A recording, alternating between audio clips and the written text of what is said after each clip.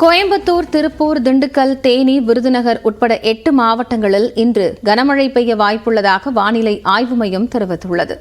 தமிழக பகுதிகளின் மேல் வளிமண்டல கீழடுக்கு சுழற்சி நிலவுவதாக வானிலை ஆய்வு மையம் தெரிவித்துள்ளது. இதன் காரணமாக தமிழ்நாடு, புதுவை, காரைக்காலில் 5 நாட்களுக்கு இடி, மின்னல், பலத்த காற்றுடன் மிதமான மழை பெய்யும் என்றும் கணிக்கப்பட்டுள்ளது. தென்காசி, நெல்லை மாவட்டங்களின் மலைப்பகுதிகள், தேனி, விருதுநகரில் இன்று கனமழை பெய்யலாம் என்றும், ஈரோட்டில் நாளை கனமழை பெய்யும் என்றும் தெரிவிக்கப்பட்டுள்ளது.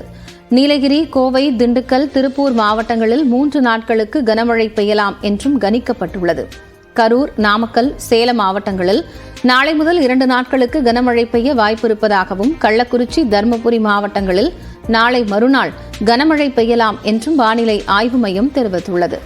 மேலும் சனிக்கிழமையன்று கோவை மாவட்டத்தின் மலைப்பகுதிகள், திண்டுக்கல், தேனி, தென்காசி, திருநெல்வேலி, விருதுநகர், மதுரை மற்றும் கன்னியாகுமரியில் கனமழை பெய்யும் என்றும் தெரிவிக்கப்பட்டுள்ளது.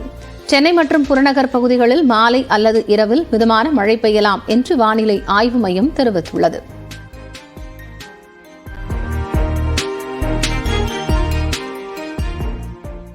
தமிழ்நாட்டில் அதிகபட்ச வெப்பநிலை 2 டிகிரி செல்சியஸ் வரை படிப்படியாக குறையக்கூடும் என்று வானிலை ஆய்வு மையம் தெரிவித்துள்ளது.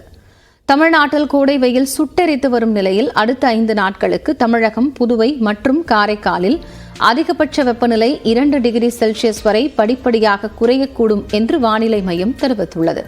அடுத்த 5 நாட்களுக்கு தமிழக உள் மாவட்டங்களில் ஒரு சில இடங்களில் அதிகபட்ச வெப்பநிலை இயல்பை விட 3 டிகிரி செல்சியஸ் அதிகரிக்கக்கூடும் என்றும், உள் மாவட்டங்களின் சமவெளி பகுதிகளில் ஒரு சில இடங்களில் அதிகபட்ச வெப்பநிலை 41 டிகிரி செல்சியஸ் வரை இருக்கக்கூடும் என்றும் கணிக்கப்பட்டுள்ளது.